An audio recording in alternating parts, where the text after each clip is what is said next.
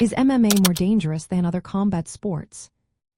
Have you ever wondered how mixed martial arts compares to other combat sports in terms of danger? Let's break it down and see what the facts say. Mixed martial arts, or MMA, is known for its mix of striking, grappling, and submission techniques. This combination makes it a high-risk sport, exposing fighters to various injuries. In professional MMA bouts, injury rates hover around 68%, while amateur fights show about 51%.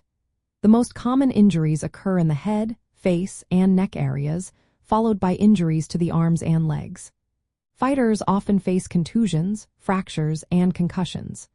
Notably, those who lose fights are much more likely to get injured, with injury rates nearly doubling in some cases.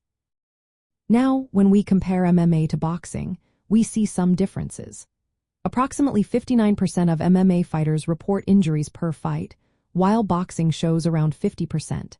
However, boxing has a higher rate of serious injuries that can affect long-term health, like repeated concussions and brain trauma. In contrast, MMA fighters may face more frequent injuries, such as facial cuts, but might have a lower risk of severe long-term brain damage. MMA also includes submission grappling, which leads to unique injuries. Fractures and ligament damage from joint locks and chokes are more common in MMA, with fractures making up about 27% of injuries. In boxing or kickboxing, this figure is closer to 7%. Training injuries are also prevalent in MMA, reflecting the sport's intense physical demands. When we think about MMA in the context of high-risk professions, it shares similarities with extreme occupations like logging or deep-sea fishing.